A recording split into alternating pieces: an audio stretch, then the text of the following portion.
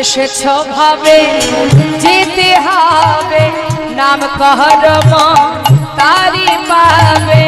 এসেছো ভাবে যেতে হবে নাম কর্ম তারি পাবে। নিতাই গৌর রাধে শ্যাম রে ভোলা হরে কৃষ্ণ হরে রাম হরি নাম কৃষ্ণ নাম এই যাও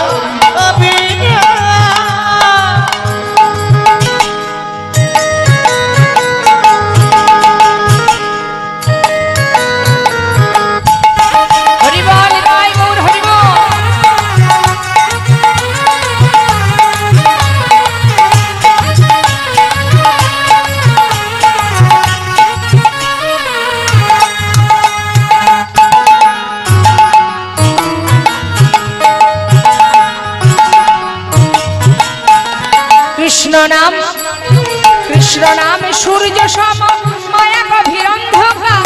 যাহা কৃষ্ণ তাহা নাই মায়ার অধিকার। শ্রী চৈতন্য নিত্যানন্দ অদ্বৈত সীতা হরি গুরু বৈষ্ণব ভাগবতার গীতা। কৃষ্ণ নাম সূর্য সম মায়া গভীর অন্ধকার। যাহা কৃষ্ণ তাহা নাই মায়ার অধিকার। শ্রী চৈতন্য নিত্যানন্দ অদ্বৈত সীতা হরি গুরু বৈষ্ণব ভাগবতার গীতা। ও সবে তোমার জন্য সবে তোমার জন্য এসব মা তোমারই সবে তোমার জন্য।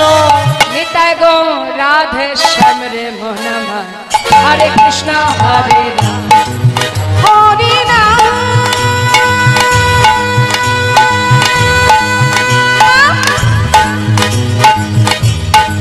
কৃষ্ণ নাম কে গায় অবিরাম। হরি নাম হরে কৃষ্ণ হরে কৃষ্ণ কৃষ্ণ কৃষ্ণ হরে হরে হরে রাম হরে হরে হরে হরে কৃষ্ণ হরে কৃষ্ণ কৃষ্ণ হরে হরে হরে রাম হরে হরে হরে। সবাই মিলে হাত তুলে নিতাই গৌরে জয়ধ্বনি করব আমরা। সবাই হাত তুলুন।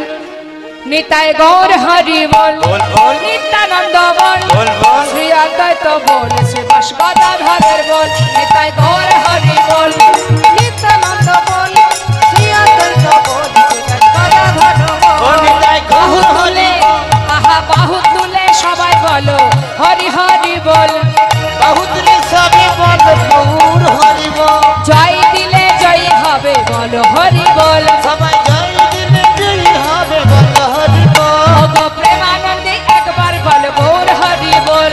প্রেমানন্দে একবার বল গৌর হরি বল। হরি বল হরি বল হরি বল হরি বল হরি বল হরি বল হরি বল হরি বল। হরি বল। জয় জয় শ্রী গুরুদায় গোস্বামী প্রেমানন্দে হরি হরি বল। রাধা গোবিন্দ প্রেমানন্দে হরি হরি বল। पंचा कल्पतरुश्च कृपा सिंधु वच पतितानां पावनेभ्यो वैष्णवेभ्यो नमो नमः। যে ব্যক্তির কাছে ধন সম্পদ সেই জানে ভক্তি রসসার। অর্থাৎ একমাত্র সেই জানে ভক্তি কেমন কাকে বলে। কে জানবে? যে জন গৌর চরণকে নিজের সম্পদ মনে করতে পারবে। কিন্তু বাবা সে সময়টা আমাদের কোথায়? ভগবানকে সম্পদ ভাববো, ভগবানের চরণটাকে নিজের ধন সম্পদ মনে করব, এটা কি করে করব? সেটাকে সম্পদ ভাববো কি করে? আমরা তো সম্পদ মনে করি এই জগতে যা কিছু আছে, এই পৃথিবীতে যা কিছু আছে, ভগবানের সৃষ্টি এই ধরা, এই ধরিত্রী ভগবানের সৃষ্টি, যিনি সৃষ্টিকর্তা তিনি সৃষ্টি করেছেন এই ধরিত্রী, যার মধ্যে আমরা বাস করছি। তা মা, ইহজগতের এই পৃথিবীতে, এই মর্তধামে যা কিছু আছে এগুলোকে আমরা কিন্তু আমাদের সম্পদ মনে করি। বৈষ্ণব মহাজন বললেন, ইহজগতের যা কিছু আছে এগুলো তোমার সম্পদ নয়, এগুলো গোবিন্দের সম্পদ। তোমার এগুলো নয়, তুমি কিছুদিনের জন্য এখানে আছো, তোমার চলার পথে, জীবন যাত্রার পথে তোমার প্রয়োজন, তাই তুমি সেগুলোকে নিজের করার চেষ্টা করছো, ব্যাংকে টাকা জমাচ্ছ, ঘর বাড়ি জমি জায়গা বিষয় সম্পদ সেগুলো একটার পর একটা বাড়িয়ে যাচ্ছ, আর ভাবছো এগুলো আমার, কিন্তু এগুলো তোমার নয়। তোমার যদি হতো বাবা, যদি আমার হতো মা, ভাবুন একবার, যে বাড়িতে আমি বাস করছি তার জন্য সরকারকে খাজনা দিতে হয়, যে জমিতে ফসল ফলানো হয় বছরের শেষে সেখানেও খাজনা দিতে হয়, যে রাস্তায় আমরা চলাচল করি তার জন্য দেখবেন মোড়ে মোড়ে রাস্তায় রাস্তায় টোল দিতে হয়। তাহলে সব কিছুর বিনিময়ে সরকারকে খাজনা দিতে হচ্ছে। তাহলে আমার বলতে কি আছে জগতে? শাস্ত্রে বললেন তোমার বলতে একটা জিনিস আছে, সেটা কি? সেটা হলো গৌর হরির যুগল চরণ। এই চরণকে যে নিজের সম্পদ মনে করতে পারবে, ধন সম্পদ, নিজের জায়গা, নিজের ঠিকানা, ওটাই তোমার ঘর, ওটাই আমাদের বাড়ি। এ জগতে আমার বাড়ি নেই, এই ঘরগুলো এগুলো সব বাসা, থাকার জায়গা। দুদিনের জন্য পাখি যেমন বাসা তৈরি করে, আমরাও বাসা তৈরি করেছি সেখানে বিশ্রাম করার জন্য। কিন্তু আসল ঠিকানাটা কোথায়? আসল ঠিকানাটা হলো ভগবানের রাঙা চরণ তলে। তাই তো যারা পরম বৈষ্ণব, যারা বুঝেছে এর সারমর্ম, তারা কিন্তু এই মায়ার সংসারের কোনো ধন ঐশ্বর্য বিষয় সম্পদ, কোনো মোহ তাকে কিন্তু বাঁধতে পারেনি। এমন ভক্ত অনেক আছে, যেমন সরগোস্বামী, যেমন লালাবাবু জগৎ শেঠ, নামাচার্য শিলা ঠাকুর হরিদাস, কেউ কিন্তু বাবা ইহজগতের সম্পদের মধ্যে আবদ্ধ নেই। তারা সবাই কম বেশি জমিদার ছিল, বড় বড় ধন ঐশ্বর্যশালী ছিল, কিন্তু তারা জেনে গেছে যে এ জগতে যা কিছু আছে সবই অনিত্য, আর নিত্য হলো আমার গোবিন্দের রাঙা চরণ। তাই বিষয় সম্পদ ইহজগতের যা ছিল সব ত্যাগ করে চলে গেল জনমের মতো এই সরগোস্বামী জয়রূপ সনাতন ভট্ট রঘুনাথ, শ্রীজীব গোপাল ভট্ট দাস রঘুনাথ। কেউ নেই, কেউ সংসারে নেই, সব ফেলে দিয়ে চলে গেছে বৃন্দাবনে। মস্ত বড় জমিদার লালা, যিনি ছিলেন মুর্শিদাবাদের কান্দির জমিদার, সেই জমিদারির সুখ স্বাচ্ছন্দ্য ত্যাগ করে একটা ছিন্ন বসন করে জনমের মতো সব ফেলে চলে গেল বৃন্দাবনে। এরা বুঝেছে তাই চলে গেছে, আমরা এখনো বুঝিনি, তাই মায়ার সংসারে মারামারি হানাহানি কাটাকাটি করে যাচ্ছে। কি হলোটা কি? এত কথা কেন? তো মাগো, আজ পদাবলিতে বৈষ্ণব মহাজন বললেন, হে জীব, একবার বিচার করে দেখো, এই সংসার জীবনে যাদেরকে তুমি আগলে বসে আছো, অর্থাৎ সন্তান আমার, কন্যা আমার, পুত্র আমার, স্বামী আমার, আত্মীয় স্বজন আমার, ভেবে দেখেছো কখনো? আমার আমার করো বুঝিতে না পারো, আমাতে কি আছে রতন? কোন শক্তি বলে বেড়াই চলি বলে, কিসের অভাবে হয় দেহ পতন? দেহের মাঝে আছে প্রাণেরই সঞ্চার, তাহাতেই বলি আমার আমার। আস্তে, তার মানে দেহের মধ্যে প্রাণ আছে, আর যত সময় প্রাণ আছে তত সময় আমরা বোকার মতো আমার আমার করে যাব। প্রাণ গেলে হবে সবাকার, সব নেশারি স্বপন। কেউ কারো নয়, দুদিনের যাত্রা মঞ্চে অভিনয় করা। সংসার জীবনটা হলো একটা বিচিত্র নাট্য মঞ্চ। এই বিচিত্র নাট্য মঞ্চে বিচিত্র বিচিত্র অভিনয় চলছে বাবা। কাতব কন্তা কস্তে পুত্র সংসারায় অতীব বিচিত্র নলিনী জলগত তারানন্ত অদ্ভুততিশয় চপল।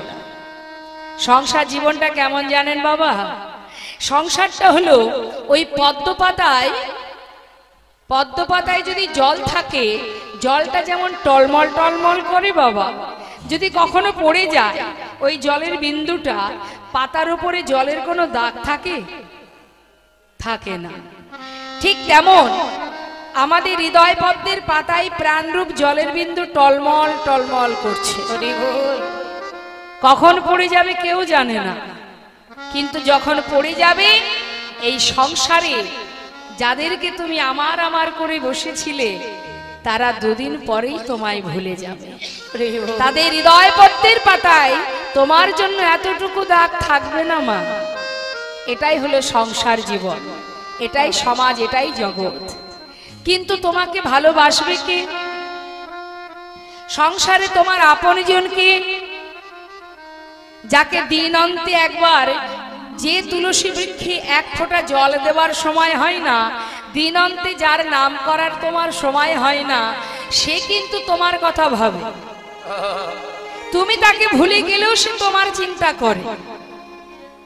তুমি যেখানে থাকবে, যেমন থাকবে, তোমার জন্ম থেকে মৃত্যু পর্যন্ত সে সর্বক্ষণ তোমার কাছে আছে। শুধুমাত্র দেখার নয়ন নেই, তাই আমরা দেখতে পাচ্ছি না। এক জীবনে আমরা এই যে মনুষ্য জীব, আমরা জীবনে কতবার বদলাই দেখুন। মানুষ প্রতিটা মুহূর্তে বদলে যায় বাবা। তার প্রমাণ বলি, একটা ছোট্ট বাচ্চার সামনে আপনি যদি 50,000 টাকা আর একটা দামি খেলনা দেন, বাচ্চা কোনটা আশ্রয় করবে? ছোট একটা বাচ্চার সামনে দামি খেলনা দেবেন আর টাকা দেবেন, সে কোনটা নেবে আগে? সে কিন্তু বাবা আগে খেলনাটাকে ধরবে। তার মানে বাচ্চা আশ্রয় করলো কি? খেলনা। কিন্তু সে যখন আরেকটু বড় হবে, তখন দেখবেন তার আশ্রয় বদলে যাবে। মানে সে যখন একটু বড় হবে, বয়সের সাথে সাথে, সময়ের সাথে সাথে তার আশ্রয় বদলাবে। সে আশ্রয় করবে কি? বিদ্যা, লেখাপড়া। সারাদিন লেখাপড়ার জন্য ছুটে বেড়াবে। তার মানে এক জীবনে দুবার আশ্রয় বদলালো। আবার সেই ব্যক্তি যখন আরো বড় হবে, আপনি বিবাহ দেবেন, সংসারে ছেলে মেয়ে হবে, তখন সে কি আশ্রয় করবে বাবা? তখন কি খেলনা নিয়ে বসে থাকবে? তখন কিন্তু আবার আশ্রয় বদলাবে। কেন? পরিস্থিতির সাথে সাথে আমাদের জীবনে আশ্রয় বদলে যায়। আশ্রয় করবে কি? টাকা। কোথায় গেলে টাকা পাবো? দেশে হোক বিদেশে হোক ছুটে বেড়াবে টাকার জন্য। তার মানে এক জীবনে 3 বার বদলে গেল বাবা আশ্রয়। আবার সেই ব্যক্তি যখন বৃদ্ধ হয়ে যাবে, মনে করুন চলার শক্তি আর তার নেই, চোখে দেখতে পাচ্ছে না, কানে শুনতে পাচ্ছে না, কোন রকমে ঘরের এক কোণে বসে তার দিন যায়। সেই ব্যক্তিকে যদি আপনি বলেন যে আমি তোমাকে 50 লক্ষ টাকা দেব কি 1 কোটি টাকা দেব, তোমার মনের যা যা ইচ্ছা বাসনা আছে সব তুমি পূর্ণ করে নাও, কিন্তু একটা শর্ত, এই যে কদিন তুমি বাঁচবে এই কদিন তুমি তোমার আত্মীয় স্বজনের ছেলে মেয়ে পরিবার কারোর কাছে থাকতে পারবে না। শুনবে বাবা? সে কি টাকা নিয়ে পরিবার ছেড়ে চলে যাবে, নাকি টাকাকে ফেলে পরিবারের কাছে থাকবে? কি চাইবে শেষ জীবনে বাবা মা? বলবে আমার টাকার কোনো দরকার নেই, আমি যে কদিন বাঁচবো আমি যেন আমার পরিবারের কাছে থাকতে পারি। অর্থাৎ এক জীবনে বাবা মানুষ বারবার বদলায়। তুমি জীবনে যাকে আশ্রয় করবে সে কিন্তু তোমার কাছ থেকে সরে যাবে, বদলে যাবে। যাকে ভরসা করবে সে বদলে যাবে। কিন্তু পৃথিবীতে একজন আছে মা, যে কখনো বদলে যায় না, যে কখনো তোমার পাশ থেকে যাবে না, যাকে তুমি ভালোবাসলেও তোমার কাছে থাকবে, আবার যদি তুমি ভালো নাও বাসো তবু সে তোমার কাছে থাকবে, যে জন্ম থেকে মৃত্যু পর্যন্ত তোমার কাছে থাকবে, ছায়ার মতো তোমার পাশে থাকবে, তোমার সুখে থাকবে, দুঃখে থাকবে, তোমার ভালোতেও থাকবে, মন্দতেও থাকবে। সে কে? কবিগুরু বিশ্বকাপ। আমাদের বিশ্বের যে কবিগুরু রবীন্দ্রনাথ ঠাকুর, তিনি বলেছিলেন, হে প্রভু, তুমি সর্বদাই আমার কাছে আছো, কিন্তু আমি তোমার কাছে যেতে পারলাম না। কি বলছে শুনুন, বিশ্বকবি রবীন্দ্রনাথ ঠাকুর তিনি বলছেন, আমার হিয়ার মাঝে লুকিয়েছিলে, দেখতে আমি পাইনি তোমায়, দেখতে আমি পাইনি।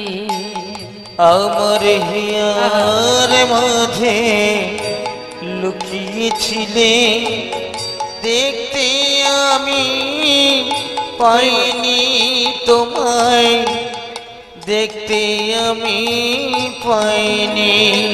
আমার হিয়ার মাঝে লুকিয়েছিলে, দেখতে আমি পাইনি তোমায়, দেখতে আমি পাইনি। আমার হিয়ার মাঝে লুকিয়েছিলে, দেখতে আমি পাইনি তোমায়, দেখতে আমি পাইনি। ওই বাহির পানে চোখ মেলেছি, বাহির পানে আমার হৃদয় পানে চাইনি। আমার হিয়ার মাঝে লুকিয়েছিলে, দেখতে আমি পাইনি তোমায়, দেখতে আমি পাইনি।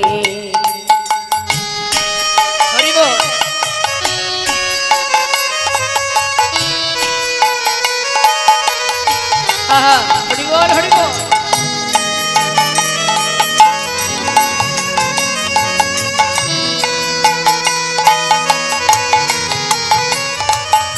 আমার সকল ভালোবাসা, সকল আঘাত, সকল আশায়, আমার সকল ভালোবাসা, সকল আঘাত, সকল আশা, আমার সকল ভালোবাসা, সকল আঘাত, সকল আশায় তুমি ছিলে আমার কাছে, তুমি ছিলে, আমি তোমার কাছে যাই। আমার হিয়ার মাঝে হরিবল হরিবল। লুকিয়েছিলে, দেখতে আমি পাইনি তোমায়, দেখতে আমি পাইনি। আমার হিয়ার মাঝে লুকিয়েছিলে, দেখতে আমি পাইনি তোমায়, দেখতে আমি পাইনি। পরমাত্মা রূপে প্রত্যেকের হৃদয় মন্দিরে বসে আছেন ভগবান, তাকে পরিচালনা করছেন আমার গোবিন্দ। তাই এই পরমাত্মা রূপে যিনি হৃদয় মন্দিরে বসে আছে, আগে তাকে চিনতে শিখতে হবে। তাকে জানতে গেলে আগে আমাদের সৎ গুরুচরণ আশ্রয় করতে হবে মা। কলিযুগে, এই ঘোর কলিযুগে ভগবানকে লাভ করার জন্য এমন সহজ উপায় দিলেন আমাদের কলির ভগবান গৌর হরি। কি দিলেন? হে জীব, হরের নাম হরের নাম হরের নামই কেবলম, কাল নাস্তেব নাস্তেব গতির অন্যথা।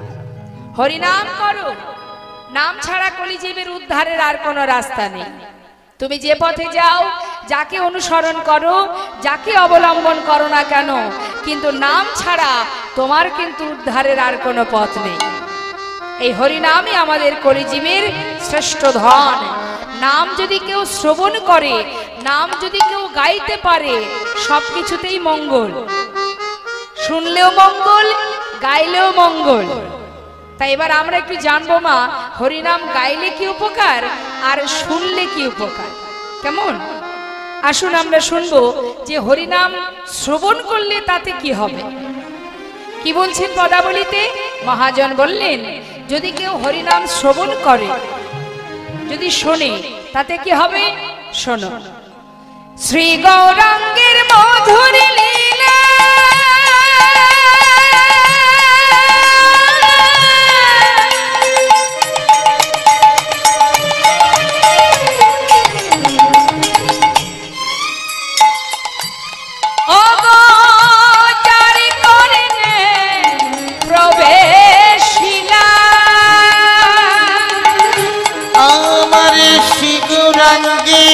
রঙের মধুর লীলা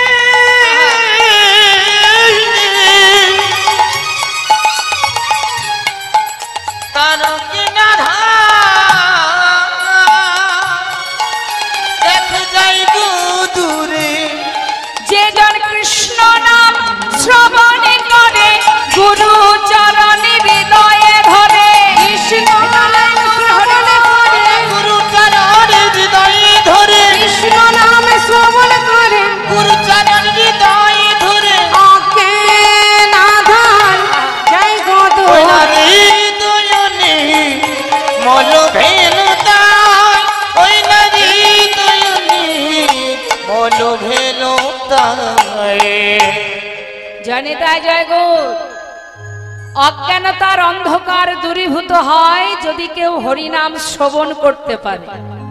তাহলে চিন্তা করুন মা, আমরা যে সকলে মোহ ঘুমে মায়ার বালিশ মাথায় দিয়ে পড়ে আছি, এই সংসারের মধ্যে এমন ভাবে জড়িয়ে গেছি, এখান থেকে বাহির হওয়ার আর রাস্তা খুঁজে পাচ্ছি না, কি তাই না? গুটি পোকা দেখেছেন তো বাবা? গুটি পোকা যারা চাষ করে না, দেখবেন গুটি পোকাকে ওই পাতা খেতে খেতে তারা নিজেদের ঘর নিজেরাই তৈরি করে, মানে নিজেদের জালে নিজেরাই জড়িয়ে যায়, তাই না? আস্তে তা সংসারটাও ঠিক তেমন বাবা, একটু একটু করে জাল এমন ভাবে বিছিয়ে ফেলেছি আমরা যে আমরা আমাদের সংসারের এই মায়ার জালে আমরা নিজেরাই জড়িয়ে পড়েছি। এখান থেকে বেরোনোর রাস্তা আমাদের আর নেই। মহাজন বললেন, তাতে কোনো দুঃখ নেই, তুমি সংসারের মধ্যে যা করছো করে যাও, কর্ম করছো, অর্থ উপার্জন করছো, ছেলে মেয়েকে মানুষ করছো, এগুলো তো তোমার দায়িত্ব, এগুলো করতে হবে, তুমি করো, কিন্তু নিজের কাজটা ভুলে যেও না। নিতাই গৌর হরি। এগুলো অন্যের জন্য, সংসারের জন্য। আপনি সারা জীবনে দিন রাত এক করে খাটছেন কার জন্য? নিজের জন্য না, ছেলে মেয়ের জন্য, ভবিষ্যতে ছেলে মেয়ের জন্য। করুন, অর্থ উপার্জন করুন, আপনার কর্ম আপনি করুন, কিন্তু নিজেরও তার মধ্যে কাজ আছে। আর এই কাজটা যদি আমরা না করি বাবা, তাহলে কিন্তু এই মনুষ্যকুলে জন্ম পাওয়াটাই আমাদের বৃথা হয়ে যাবে। এত সুন্দরভাবে কৃষ্ণ বলার বদল পেয়ে যদি সংসারের কর্ম করতে করতে আমাদের আয়ুরবি পশ্চিম দিকে ঢলে পড়ে যায়, তাহলে আমাদের জন্ম পাওয়াই তো অসার হয়ে যাবে, বৃথা হয়ে যাবে মা। তাই নিজের কাজটা কি, নিজের কর্ম কি? শাস্ত্রে বললেন কৃষ্ণ ভজিবার তরে তুমি সংসারে এসেছো, কৃষ্ণ ভজিবার তরে সংসারে আইনো, মিছে মায়ায় বদ্ধ হয়ে বৃক্ষ সম হইল। একটা কথা জেনে রাখবেন মা, সংসার কিন্তু আমরা এসে করিনি, কি তাই তো? সংসার কি আমরা আসার পরে হয়েছে? তার মানে সংসার আমরা কেউ করিনি বাবা, সংসারের মধ্যে আমরা এসেছি। আবার আমি যখন মারা যাব, সংসার কি আমাদের সঙ্গে চলে যাবে? যাবে কি? তাহলে আমরা যে অনেক সময় বড় মুখ করে বলি, দেখবেন অনেকে বলে কিরে কীর্তন শুনতে যাবি? না রে বাবা, কীর্তন শুনলে হবে? সংসার করেছি, সংসার বসিয়েছি, এখন কীর্তন শুনতে গেলে খাওয়া হবে না। হরি বল। সকালবেলা উঠে কাজে যেতে হবে, কীর্তন শুনলে হবে? এটাই হচ্ছে ভুল।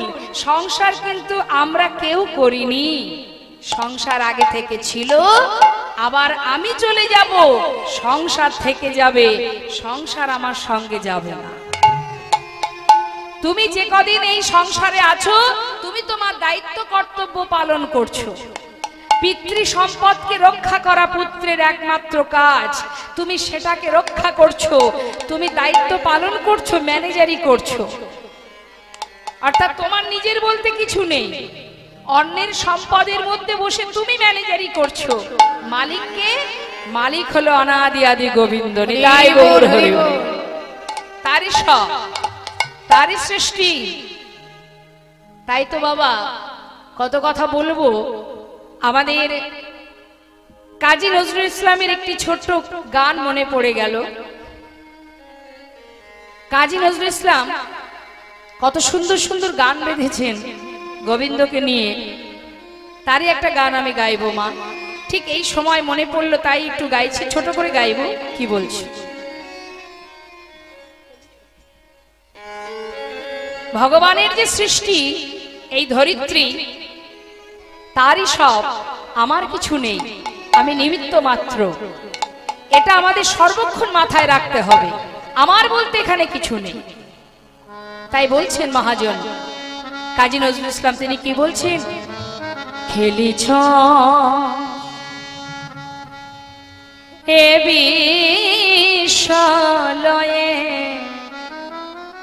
বিরাট শিশু আনমনে খেলিছ, এই বিশ্বলয়ে বিরাট শিশু আনমনে খেলিছ, এ বিশ্বলয়ে বিরাট শিশু আনমনে খেলিছ, এই বিশ্বলয়ে বিরাট শিশু আনমনে খেলিছ, প্রলয় সৃষ্টি তব পুতুল খেলা, নিরজনে প্রভু নিরজনে খেলিছ, এই বিশ্বলয়ে বিরাট শিশু আনমনে খেলিছ। কি সুন্দর কথা! প্রলয় সৃষ্টি তব পুতুল খেলা, কখনো প্রলয় করে দিচ্ছ, কখনো আবার সৃষ্টি করছো, এক কুল ভাঙছো, এক কুল গড়ছো। এ তো তোমার হাতে পুতুল খেলা প্রভু। হরি বল। তার প্রমাণ আমরা সবাই মাঝে মধ্যেই পাচ্ছি বাবা। মাঝে মধ্যে এমন একটা করে ঝড় দিচ্ছে যাতে এক কুল ভেঙে যাচ্ছে, আবার এক কুল গড়ে তুলছে। তাই বলছে হে প্রভু সবই তো তোমার খেলা, তুমি খেলছো। কি বলছে শোনো।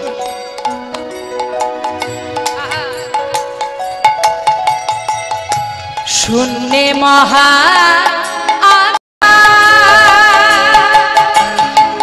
হাসিছ খেলিছ তুমি অনশনে নিরজনে প্রভু নিরজনে খেলিছ এই বিরাট শিশু আনমনে খেলিছ এই বিষয়ে বিরাট শিশু আনমনে খেলিছ। বৈষ্ণব মহাজন বললেন সময় করিয়া পথটি ধরিয়া যেবা চলে দ্রুত গতি, সময়ের শেষে অনাশেষে যেন চলে যায় আপন বাসা। আমাদের কলিহত জীবের কেমন অবস্থা বাবা। রাম ভক্ত তুলসীদাস কলম দিলেন, তিনি বললেন সচ্চা কাহে তোমারে লট্ঠা ঝুঠ জগৎ ভোলায়, গৌরস গলি গলি ফিরি সোরা বৈঠল বেচায়। गाभी को दोहे कुत्ता कपाले बाछुरी रह जाए भोखा, संबंध को अच्छा खिलाए लेकिन बाप रह जाए भोखा। चोर के छाड़े साधु के बांधे पथिक को लगाए फांसी, हाय रे कलियुग तेरी तमाशा दुख लगे और हासि। আমাদের মতো কলিহত জীবের কি দুরবস্থা দেখুন। রাম ভক্ত তুলসীদাস কলম দিচ্ছেন যে কলির জীবের কি দুরবস্থা জানো। সচ্চ কাহে তোমারে লট্ঠা। কলির জীব যদি কোনো ব্যক্তি সৎ পথে চলে, সত্য কথা বলে, দেখবেন তাকে পদে পদে আঘাত পেতে হবে। আপনার সামনে যদি কেউ চরম অন্যায় করে, আপনি দেখেও না দেখার ভান করবেন। কেন? যদি সত্য কথা বলেছেন হয়তো আপনার প্রাণটাও চলে যাবে। বর্তমান এখন এটাই হচ্ছে, সত্য কথা বললেও বিপদ, সৎ পথে চলাও বিপদ। ঝুঠ জগৎ ভোলায়, ঝুঠ মানে মিথ্যা, অত্যাচার, অনাচার, ব্যভিচার, দুরাচার এই জগৎটাকে ছেয়ে রেখেছে। গোরস মানে কি? গরুর দুধ। যারা দুধ বিক্রি করে তারা দেখবেন অলিতে গলিতে পাড়ায় পাড়ায় গিয়ে দুধ বিক্রি করে। আর যে ব্যক্তি মদ বিক্রি করে তাকে কি পাড়ায় পাড়ায় যেতে হয়? অলিতে গলিতে গিয়ে চিৎকার করতে হয়?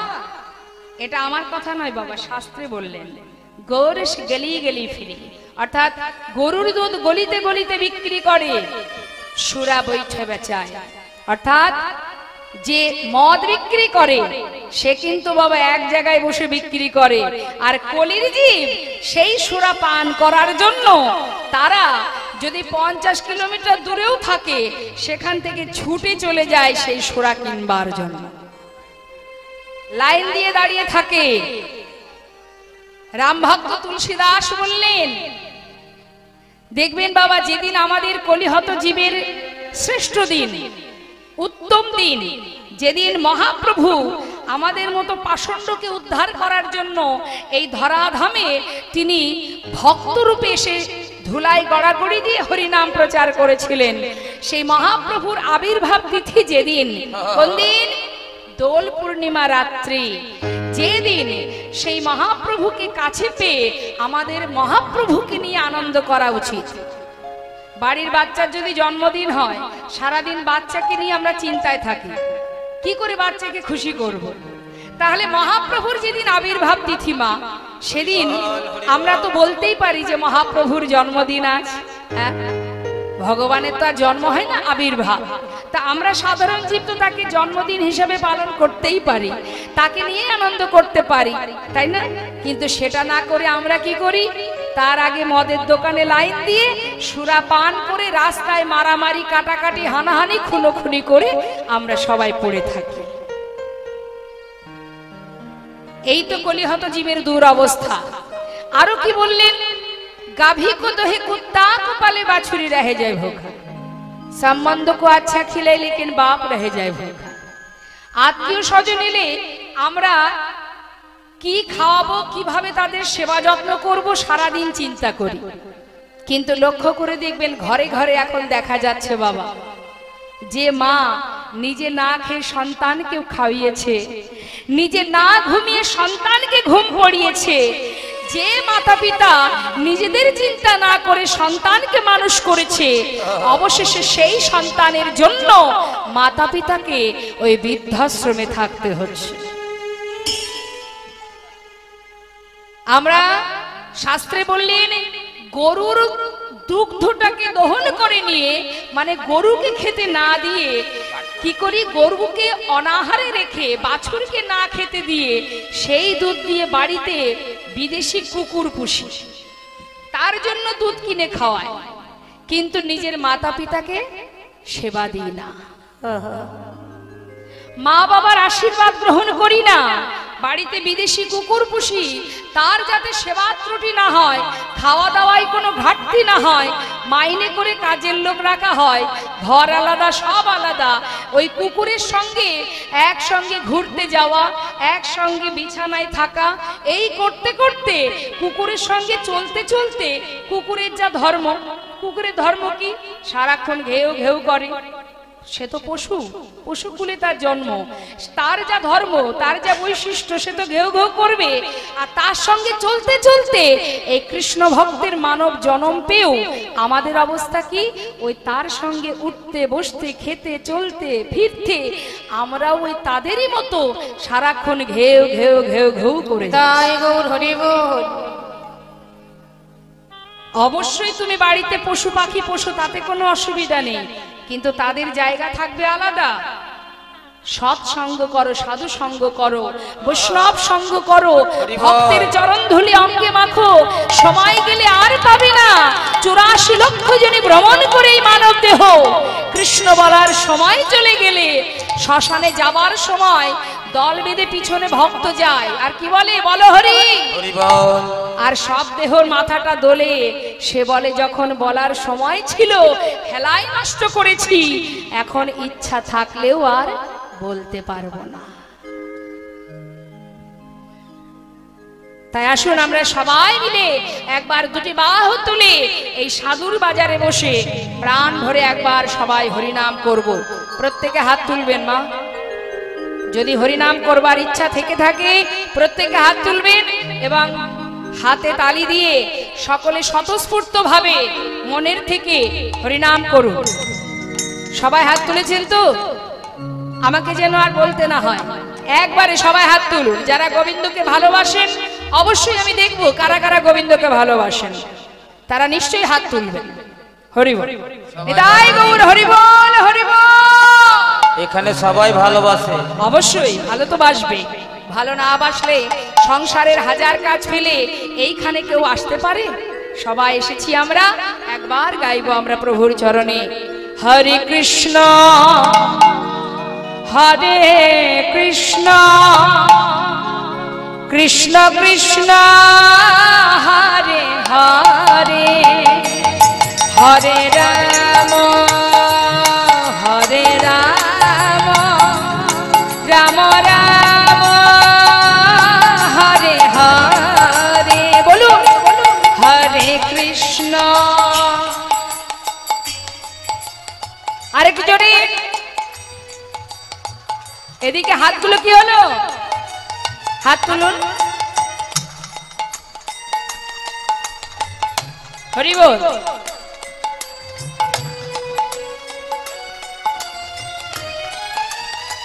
আস্তে দেখুন, এই যে হাতে তালি দিচ্ছেন আপনারা, এই হাতে তালিটা হচ্ছে তালকে ঠিক রাখা। আপনি যে নাম করবেন তার জন্য তালটাকে তো ঠিক রাখতে হবে। ভগবান সবকিছু দিয়েছেন আমাদের এই দেহের মধ্যে, খোল দিয়েছেন, করতাল দিয়েছেন, দেহটা হলো খোল আর করযুক্ত তাল, করতাল। খোল করতাল আমাদের সবার কাছে আছে, শুধু বাজাতে শিখতে হবে। তাই হাতে তালটা ঠিক রেখে জোরে জোরে তালি দিয়ে সবাই মনের আনন্দে মহামন্ত্র জপ করুন। হরে কৃষ্ণ কৃষ্ণ কৃষ্ণ হরে হরে, হরে রাম রাম রাম হরে হরে, বলুন হরে কৃষ্ণ।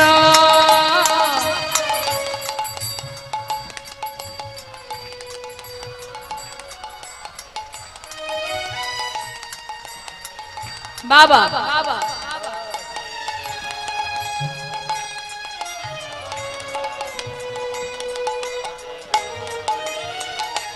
হরে কৃষ্ণ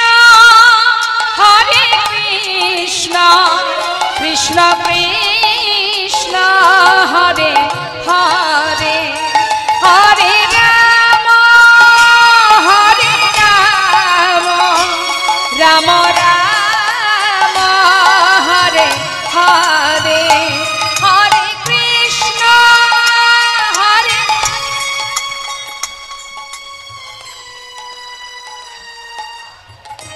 বাবা খুব সুন্দর, আরেকটি জনে।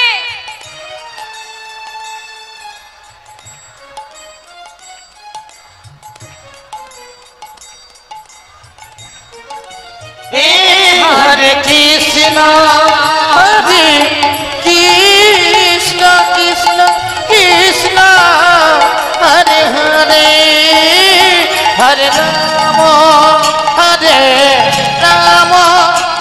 রাম রাম হরে হরে, হরে কৃষ্ণ হরে কৃষ্ণ হরে বল হরে বল, হরে হরে রাম রাম রাম হরে হরে, হরে কৃষ্ণ কৃষ্ণ কৃষ্ণ হরে হরে, হরে রাম রাম রাম হরে হরে। কৃষ্ণ মহাজন বললেন, যদি কেউ হরিনাম গাইতে পারে হৃদয় মাঝে কৃষ্ণ প্রেমের উদয় হয়। হরিনাম শ্রবণ করলে হৃদয় মাঝে আমাদের কামনা বাসনা, আমাদের যে মায়ারূপ অন্ধকারে আমরা আবদ্ধ আছি, সেই মায়া আমাদের দূরীভূত হবে। নামের এমনই মহিমা। আসুন আমরা সবাই মিলে একবার আমার গৌর হরি এবং তার পার্ষদগণ সকলের চরণে প্রণাম জানিয়ে চলে যাব আমরা লীলা কথায়। সবাই মিলে একসঙ্গে গাইব। শ্রী গৌরাঙ্গের ভক্তগণে নিত্য সিদ্ধ করি মনে, গৌরাঙ্গের ভক্তগণে নিত্য সিদ্ধ করি মনে, শ্রী গৌরাঙ্গের ভক্তগণে নিত্য সিদ্ধ করি মনে, গৌরাঙ্গের ভক্তগণে নিত্য সিদ্ধ করি মনে। সে যায় ব্রজেন্দ্র সুত পাশে রে, সে যায় ব্রজেন্দ্র সুত পাশে রে, হৃদয় ব্রজেন্দ্র সুত পাছি রে, হৃদয় ব্রজেন্দ্র সুত পাছি রে, হৃদয় ব্রজেন্দ্র সুত পা। আহা গৌরমণ্ডল ভূমে যে বাজানে চিন্তা মন, গৌর মণ্ডল ভূমি যে বাজানে আমার গৌর মণ্ডল ভূমি জীবন জনে চিন্তামণি, তার হয় ব্রজধামে বাস রে, তার হয় ব্রজধামে বাস রে, তার হয় ব্রজধামে বাছি রে, তার হয় ব্রজধামে বাছি রে, তার হয় ব্রজধামে বা। গৃহেতে বনেতে থাকো হা গৌরঙ্গ বলে ডাক, গৃহেতে বনে তাই গৌর হরি বল, গৌর হরি বল। তোমরা গৃহেতে বনেতে থাকো হা গৌরাঙ্গ বলে ডাকো, নরতম মাগি তার সঙ্গ, নরতম মাগে তার সঙ্গ, নরতম মাগি তার সঙ্গ, নরতম মাগি তার সঙ্গ, নরতম মাগি তার সঙ্গ। নরোত্তম দাস ঠাকুর মহাশয় তিনি সর্বপ্রথমে কীর্তন করেছিলেন বাংলাদেশে পদ্মা নদীর ধারে খেতুরি ধামে, এই দোল পূর্ণিমা রাত্রে বাবা এই নরোত্তম দাস ঠাকুর তিনি এই কীর্তন করেছিলেন। আর এই কীর্তন আমরা দিকে দিকে শুনতে পাই।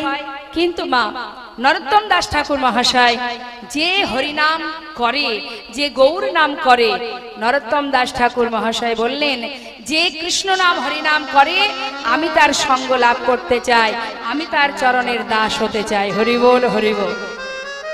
তো আমরা ঠাকুর নরোত্তম দাসের এই পদাবলী দিয়ে গৌরচন্দ্রিকাকে এবার বিশ্রাম রাখলাম।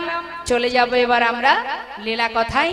তার আগে সবাই মিলে দুটি বাহু তুলে একবার চলুন গৌর হরি চরণ স্মরণ করে একটা ছোট্ট ভজন শ্রবণ করে নিই। মায়েরা উলুধ্বনি জানেন? একটু শোনান দেখি। বাহ, খুব সুন্দর।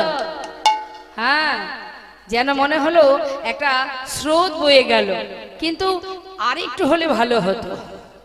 অনেকেই উলুধ্বনি করেননি। বাহ বাহ বাহ বাবা, হরি বল হরি বল, তাই গৌর হরি। উলুধ্বনি করলে রাধা গোবিন্দের যুগল ধ্বনি করা হয়ে যায়। তাই কীর্তন শুনতে বসে যখনই সুযোগ পাবেন জয়ধ্বনি করার সাথে সাথে সবাই মিলে উলুধ্বনি করবেন। উলুধ্বনিতে উ আর লু এই দুটি অক্ষরের মধ্যে রাধা কৃষ্ণ যুগল বিরাজ করেন। তাই গৌর হরি বল। তা চলুন যাই আমরা সবাই মিলে গৌর হরি সেই ভজনটা শুনে নিই। সুরধ্বনির কিনারা। আচ্ছা, গিয়েছেন নবদ্বীপ ধামে? দেখে হাত তুলে দেখান কে কে গেছেন নবদ্বীপে। বাবা, নিতাই গৌর হরি বল। সুরধ্বনি গঙ্গাকে দর্শন করেছেন? ওই সুরধ্বনি গঙ্গার তীরেই কিন্তু গৌর হরি প্রতিদিন ভক্তগণকে সঙ্গে করে নিয়ে হরিনাম করতেন। তাই নদিয়া নাগরী বলছি, জানি সজনী আমি কি দেখলাম? সুরধ্বনির কিনারায় সোনার নূপুর দিয়া পায়, নাচে না গরি গো সুন্দর গৌরাঙ্গরা। ওই না সুরধ্বনির কিনারায় সোনারপুর দিয়া পায়, নাচে না করি গো নরদুরাঙ্গনা। সুরধ্বনির কিনারায় সোনা নূপুর দিয়া পায়, নাচে না গরি গো সুন্দর গৌরাঙ্গরায়। সুন্দর, আহা সুন্দর, ওই দেখো সুন্দর গৌরাঙ্গরায়, নাগরি গো সুন্দর গৌরাঙ্গরায়। ওই না সুরধ্বনির কিনারায় সোনারপুর দিয়া পায়, নাচে না করি গো নরদুরাঙ্গনা। হরি বল হরি বল।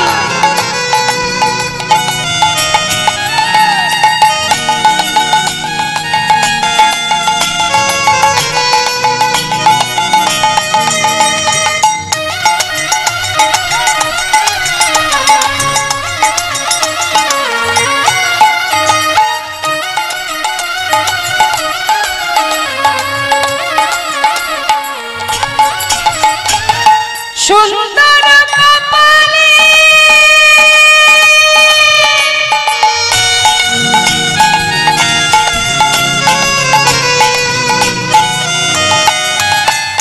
সুন্দর তিলক গো,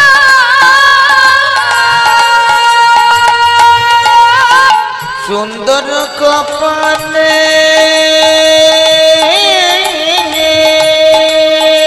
হরি বল গৌর হরি বল।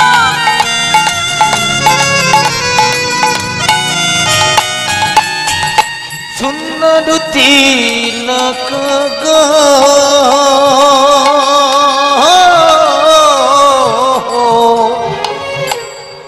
গৌর হরি রূপের কথা শুনলে নিজেদেরকে নিজেদেরই লজ্জা করবে মা। আমরা সুন্দর কখন হই বলুন তো? যখন আমরা একটু সাজগোজ করি তখন সবাই বলে বাবা খুব সুন্দর, কি তাই না মা? দেখবেন দুর্গাপূজার সময় সবাই সাজে, এই যে দেখে সেই বলি বাবা বাবা খুব সুন্দর। কিন্তু সাজলে সুন্দর, না সাজলে তো সুন্দর নয়। তাহলে সুন্দর কাকে বলা যায়? তাকে বলা যায় সুন্দর না। সুন্দর তো সেই যার অঙ্গে দামি কোনো গহনাও নেই, দামি কোনো বসনও নেই, যার রূপ দেখলে ত্রিভুবন ভুলে যায়, স্বর্গমত্ত পাতাল সবই ভুলে যায় যার রূপ দেখলে।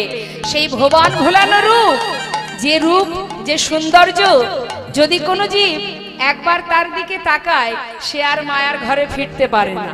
তার চোখের পলক পড়বে না যদি একবার গৌর হরির সেই রূপ দর্শন করে কেউ। হরি বল, হরি বল। যদি গোবিন্দের রূপ দর্শন করে, রূপের কথা নিশ্চয়ই আপনারা জানেন, রূপের পদ আপনারা শুনেছেন মা।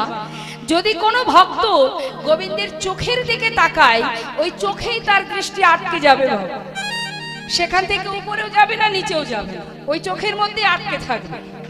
যদি কেউ গোবিন্দের চরণের দিকে নজর দেয়, ওই চরণেই তার দৃষ্টি আটকে যাবে। এমন ভাবে চরণের দিকে তাকিয়ে থাকবে, দেখেও যেন মনে হয় দেখে স্বাদ মিটলো না, আর কোনো দিকে তাকাতে ইচ্ছা করবে না, চরণেই নয়নটা আটকে যাবে। অর্থাৎ অঙ্গের যেদিকে যে তাকাবে সেখানেই সে তার দৃষ্টি আটকে যাবে। এটাই হলো রূপ। তাই বলছে দেখো আমার গৌর হরির অঙ্গে কি আছে, শুধু একটা তিলক, যাকে দেখলে জগতের জীব ভুলে যায়। হরি বল, হরি বল। আহা, দেখো সুন্দর একখানে নামা বলি গায়, নাগরি গো সুন্দর গৌরাঙ্গ রায়। ওই না সুরধনির কিনারায় সোনার পুটিয়া পায়, নাকি না করি গো সুন্দর গৌরাঙ্গ রায়। গৌর হরি কি জয়, নবদ্বীপ ধাম কি জয়।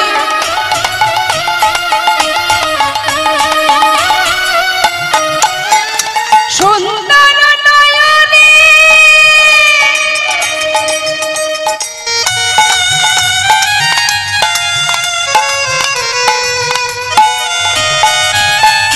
চাই গোরা যার পানে গো,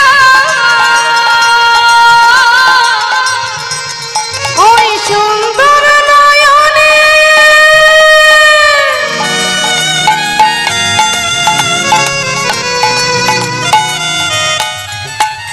চাই গোরা যার পানে গো।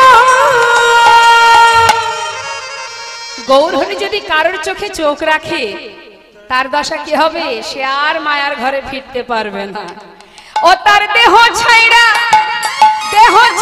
মনটা লইয়া যায়, নাগরি গো সুন্দর উলুধ্বনি, হৃদয় গৌর হরি বল। ওই না সুরধনির কিনারায় সোনার পুটিয়া পায়, নাকি না করি গো সুন্দর গৌরাঙ্গ রায়। সুন্দর গৌরাঙ্গ রায়, সুন্দর গৌরাঙ্গ রায়, সুন্দর গৌরাঙ্গ রায়। সুন্দর গৌরাঙ্গ রায়। হরি বল, হরি বল, গৌর হরি বল, হৃদয় গৌর হরি বল। গৌর হরি সুন্দর কলিযুগে কলিহত জীবের উদ্ধারের জন্য তিনি ভক্তরূপে এসে জীবের ঘরে ঘরে হরিনাম দিয়েছেন, ঘাটে মাঠে সর্বত্রে হরিনাম দিয়েছেন। কিন্তু বাবা, হরিনাম প্রচারের জন্য প্রভু আমার নবদ্বীপ ছেড়ে সন্ন্যাস ধর্ম গ্রহণ করে যখন কিনা বৃন্দাবনের পথে চলে যাচ্ছিলেন, ঠিক সেই সময় গৌর হরির মা সচিমা তিনি সন্তান শোকে গঙ্গার জলে নিজেকে বিসর্জন করতে যান। ঠিক সেই সময় গৌর হরির দাদা, নাম কি তার?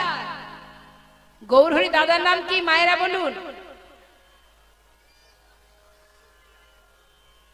জোরে বলুন। বাহ, খুব সুন্দর। তাহলে বোঝাই যাচ্ছে এই যে কীর্তন শোনা হয়। নিত্যানন্দ প্রভু মাকে সান্ত্বনা দিলেন, মা তুমি দুঃখ পেও না, তুমি ঘরে ফিরে যাও, আমি নিমাইকে যেখান থেকে হোক তোমার কাছে ধরে নিয়ে আসবো। কিন্তু গৌর হরি তখন কাটোয়া কাঞ্চননগর থেকে সন্ন্যাসী হয়ে তিনি যখন বৃন্দাবনের যাত্রা করলেন, সেই সময় নিত্যানন্দ প্রভু তিনি পথের মাঝখান থেকে নিমাইকে অনেক কলা কৌশল করে আবার পুনরায় শান্তিপুরে ফিরিয়ে এনে অদ্বৈত আচার্য প্রভুর গৃহে মায়ের সঙ্গে আবার গৌর হরির পুনরায় মিলন করা। যখনই বাবা মিলন হলো মায়ের সঙ্গে গৌর হরির, সেই সময় মা সচিমা দেখলেন ছেলে সন্ন্যাসী হয়ে গেছে। যে ছেলে সন্ন্যাসী হয়ে যায় একবার, তার কিন্তু মায়ের সংসারে আর বেঁধে রাখা যায় না। আজ না হোক কাল সে আপনাকে ছেড়ে চলে যাবেই যাবে। তাই মা বললেন, মিশ্রকুল বংশে তুই যখন সন্ন্যাসী হয়েই গেছিস বাবা, আমি বেঁচে থাকতে তোকে যদি ঘরে বেঁধে রাখি তাহলে এটা অপরাধ হবে। তাই আমি চাই না যে এই মিশ্র কুলবংশে কোনো অপরাধ হোক। তুই যখন সন্ন্যাসী হয়েছিস তবে যা, বৃন্দাবনে যাস না। বৃন্দাবনে থাকলে আমি জানতে পারবো না তুই কেমন আছিস। যেতেই যদি চাস নীলাচলে যা। পুরী ধামে মায়ের কথা মতো গৌরহরি মায়ের কথা মাথায় নিয়ে চললেন। গৌরহরি বিদায় নিয়ে নীলাচলে। নিতাই গৌরহরি বল। নীলাচলে পৌঁছালেন বটে বাবা, তিনি কিন্তু একা যাননি। নবদ্বীপে যারা গৌরহরিকে বড় ভালোবাসে, যারা সর্বদাই গৌরহরির সঙ্গে থাকতো, সেই সকল অগণিত ভক্ত তারাও গৌরহরির জন্য ওই সংসার ত্যাগ করে সব ফেলে প্রভুর সাথে সঙ্গী হয়ে তারাও চলে গিয়েছিলেন।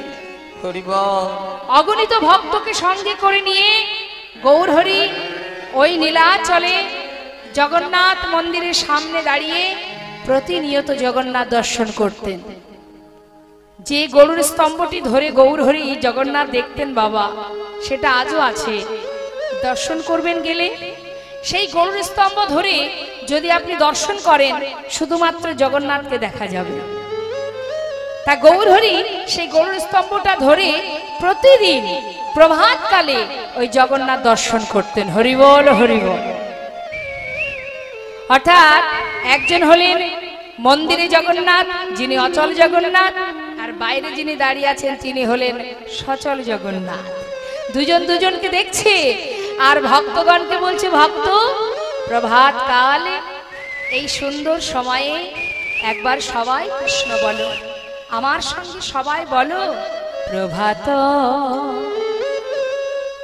সময় হলো, একবার কৃষ্ণ কৃষ্ণ বলো। প্রভাত সময় হলো,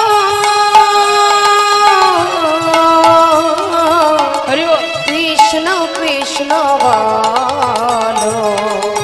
কৃষ্ণ ভজ কৃষ্ণ চিত্ত, কৃষ্ণ নামে করো শান, নাম বিনা কলি জীবে গতি নাহিয়া।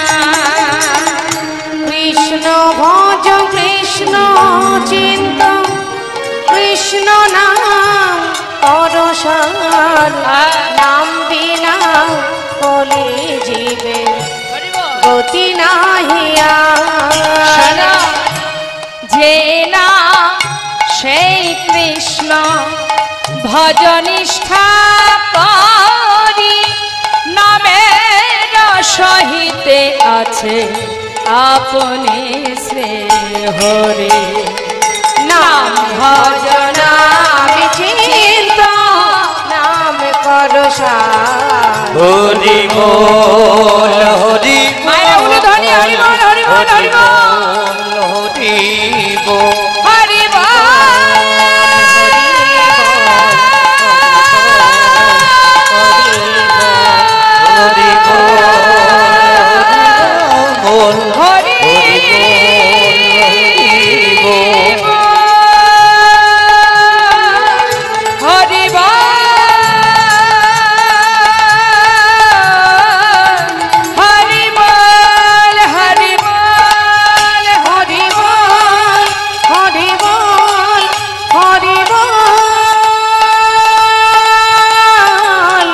হরি বল। সবাই মিলে আনন্দ করছে নীলাচলের মাঠে, গৌরহরিকে মাঝখানে নিয়ে সবাই হরিনামে পাগল, সবাই আনন্দ করছে। আর এদিকে হঠাৎ অন্তরে তিনি জানতে পারলেন যে এত ভক্তের মাঝখানে এক ভক্ত বেশ কিছু দূরে দাঁড়িয়ে দাঁড়িয়ে চোখের জলে বুক ভাসিয়ে খাচ্ছে। ভগবান সব কিছু সইতে পারেন বাবা, কিন্তু চোখের জল তিনি সইতে পারেন না। এমনই দয়াল মা, তাকে যদি আপনি ধরতে চান, তাকে যদি আপনার নিজের করতে চান, আপনার কিচ্ছু লাগবে না, শুধুমাত্র দুফোঁটা বাড়ি বরিশন। ভগবান বললেন আমি সব সহ্য করতে পারি, পারি না দুটো জিনিস, একটা হচ্ছে কারোর ভিতরে যদি অহংকার আসে আমি সেটা সইতে পারি না, আর কেউ যদি আমার জন্য দুফোঁটা বাড়ি বরিশন করে আমি ভক্তের চোখের জল সইতে পারি না। যে ভক্ত দূরে দাঁড়িয়ে দাঁড়িয়ে কাঁদছে, গৌর হরি তার দিকে এক পা দুপা করে এগিয়ে যাচ্ছে, নিতাই গৌর হরি বল। ভক্তগণ দেখে অবাক, প্রভু যাচ্ছেন কোথায়? দেখছে কি যে ভক্ত একাকী দাঁড়িয়ে আছে তার পাশে গিয়ে দাঁড়ালেন গৌর হরি। সেই ভক্ত করজোড়ে প্রভুর দিকে তাকিয়ে আছেন। গৌর হরি বললেন, কে তুমি? এমন করে একা একা দূরে দাঁড়িয়ে কাঁদছো, কি চাই তোমার? দয়াময়, আমার নাম গোবিন্দ ঘোষ, আমি অগ্রদীপ থেকে এসেছি, কিন্তু আমার বাসনা আমি তোমার সঙ্গী হতে চাই। সঙ্গী হবে? আমার সঙ্গী? হ্যাঁ। কেন আমার সঙ্গী কেন হবে? দয়াময়, আমার বহুদিনের বাসনা, আমি সর্বস্ব পরিত্যাগ করেছি শুধু তোমার সঙ্গী হব বলে। গৌর হরি মৃদু হেসে বলছে, শোনো, শুধু শুধু আমার সঙ্গী হতে যেও না, কারণ যারা আমাকে ভালোবাসে তাদের সারা জীবন কষ্ট পেতে হয়। হরি বল, হরি বল। জেনে রাখবেন মা, কেউ যদি ভাবেন ভগবানকে ভালোবেসে সুখে থাকবো তাহলে কিন্তু বিপদ। ভগবানকে যারা ভালোবাসবে তাদের কিন্তু সুখে থাকার স্বপ্ন দেখলে হবে না। সুখ আপনি ভগবানকে নিয়ে পেতে পারেন, যে আমি ভগবানকে নিয়ে সুখী, কিন্তু ভগবানকে ডেকে আপনার যদি মনে হয় যে আমি সংসারে সুখে থাকবো তাহলে মুশকিল। দুই দিকে চাইলে হবে না, হয় ভগবানকে চাইতে হবে নাই সংসার নিয়ে থাকতে হবে। বলছি শুধু শুধু আমার সঙ্গী হইও না, জীবনে কষ্ট হবে, দুঃখ হবে, তার থেকে ঘরে ফিরে যাও, ঘরের ছেলে ঘরে চলে যাও। কারণ আমাকে যারা ভালোবাসে তাদের সারা জীবনই কষ্ট পেতে হয়। যে করে আমার আশ আমি তার করি সর্বনাশ, তথাপিও যে না ছাড়ে আমার পাশ আমি হই তার দাসানুদাস। হাজার কষ্ট পেলে আমরা তো ভগবানকে ডাকবো না, ডাকবো কি? ভগবানকে অনেকেই আছেন দেখবেন যারা একটু কষ্ট পেলে আর ভগবানকে প্রণাম পর্যন্ত করেন, রাগে ক্ষোভে আর প্রণাম করে না, কারণ কষ্ট পেয়েছে জীবনে। এই জন্য এটাই তো আমাদের জীবনের ভুল মা। ভগবান কষ্ট তাকেই দেন, কাকে দেন? যাকে তিনি মনে প্রাণে নিজের করে ভালোবাসেন। আপনি কিন্তু আপনার বাচ্চা অন্যায় করলে শাসন করবেন আপনার বাচ্চাকে, প্রয়োজনে মারবেন, সে হয়তো বসে বসে কাঁদবে, কিন্তু আপনি মারলেন কেন, কাঁদাচ্ছেন কেন? সন্তানের ভালোর জন্য, তাই তো বাবা?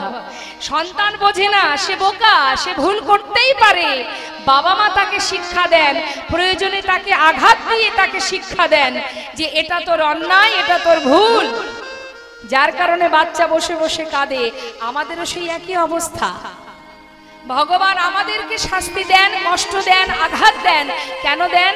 আমরা তো ভুল করেই যাচ্ছি, আমরা জানি না কত ভুল করে যাচ্ছি। জানতেও অপরাধ হয়, অজান্তেও অপরাধ হয়। কখনো এ কথাটা কাউকে বলবেন না যে না দেখে করেছে, না জেনে করেছে, এতে কোনো অপরাধ হবে না, এটা ভুল কথা।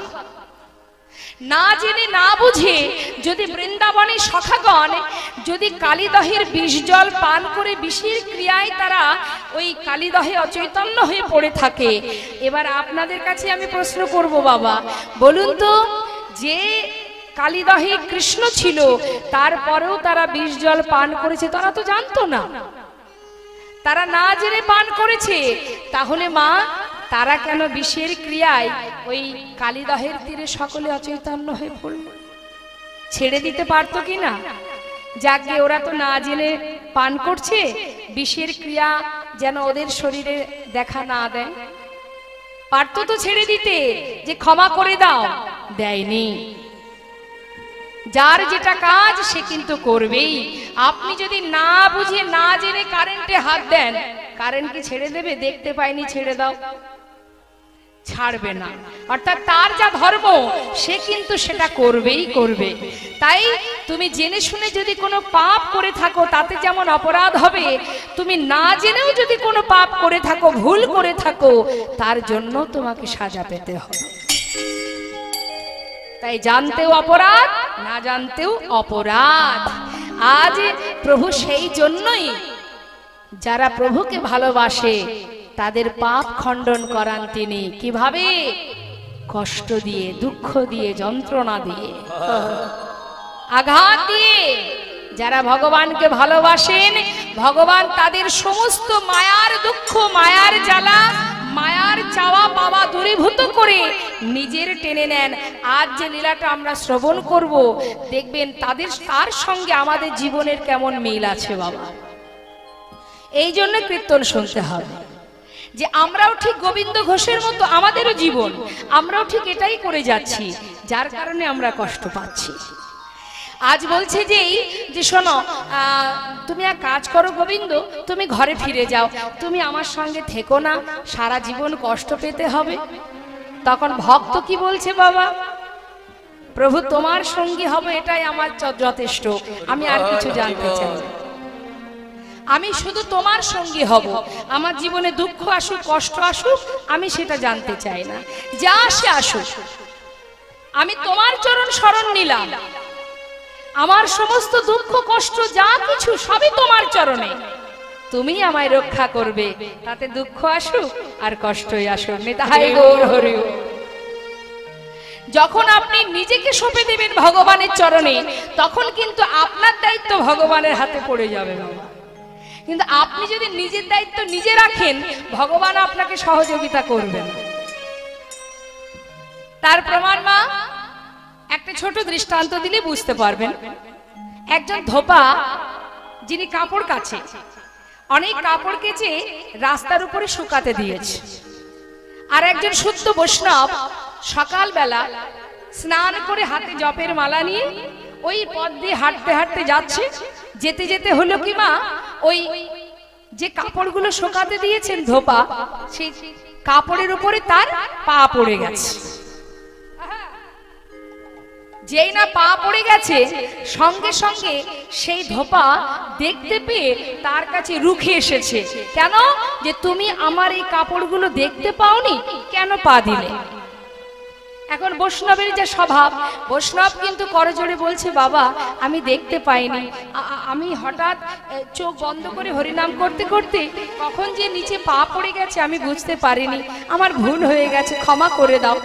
কিন্তু সেই ব্যক্তি কিছুতেই শুনছে না, সে তার মতো যা খুশি বলে যাচ্ছে।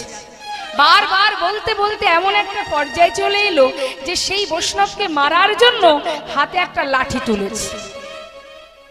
এদিকে স্বয়ং ভগবান দেখছে যে ভক্ত যে কিনা আমারই নাম জপ করছে, বারবার সে নিজের অপরাধ স্বীকার করে ক্ষমা চাইছে, কিন্তু এই ধোপা কিছুতেই শুনছে না। সে লাঠি নিয়ে তাকে প্রহার করবে বলে এগিয়ে আসছে। সঙ্গে সঙ্গে মা লক্ষ্মী বললেন, হে প্রভু, যে তোমাকে ভালোবাসে, যে তোমার নাম স্মরণ করে, আজ তার বিপদ, তুমি যাবে না তাকে রক্ষা করতে? বিলম্ব না করে স্বয়ং ভগবান তিনি ছুটতে ছুটতে আসছেন ভক্তকে রক্ষা করার জন্য।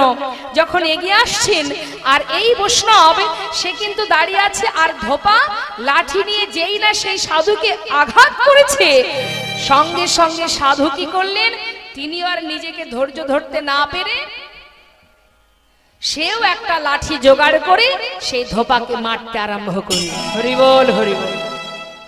আর ভগবান কিছুটা পথ আসার পর আবার ফিরে গেলেন। হরি বল। যেই না ফিরে গেলেন, স্বয়ং লক্ষ্মী জিজ্ঞাসা করলেন, কি হলো, ফিরে এলে কেন? ভগবান বললেন, সে যদি নিজের দায়িত্ব নিজেই নিতে পারে তাহলে আমার আর কি বা প্রয়োজন। যদি সে পুরোপুরি আমার উপরে ভরসা করত, তাকে রক্ষা করার দায়িত্ব ছিল আমার, কিন্তু সে তো নিজের দায়িত্ব নিজেই রেখেছে, তাহলে আমার তো আর দরকার নেই। হরি বল।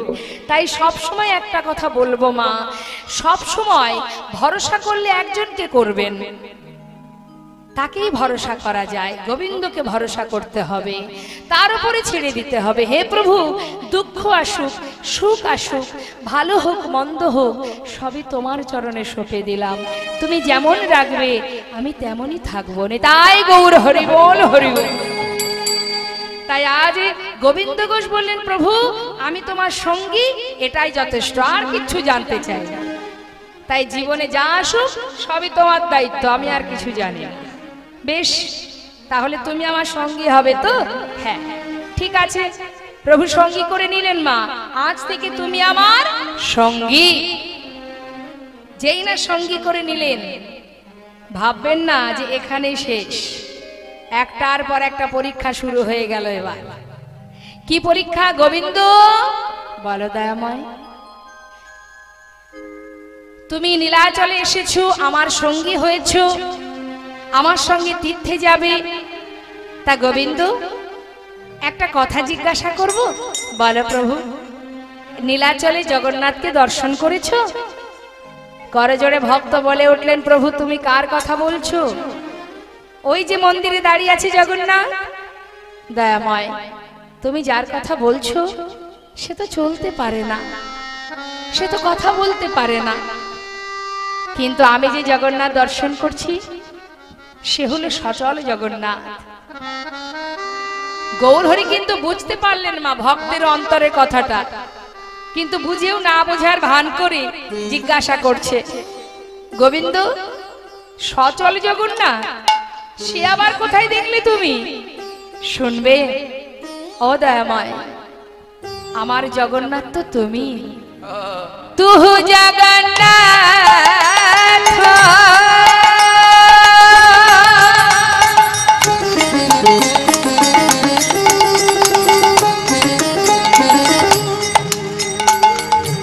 ও গো দয়া,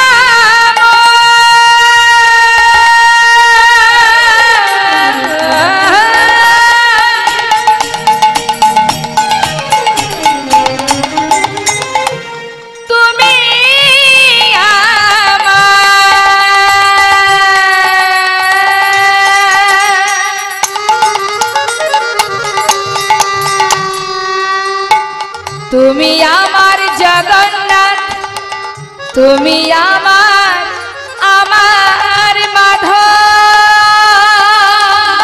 হে কি পামই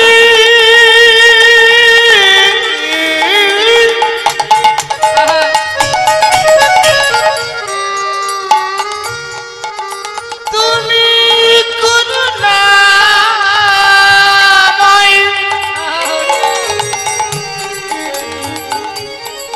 তুমি আমার জগন্নাথ, তুমি প্রভু। তুহু জগন্নাথ এই জগতে আসে জগ বহে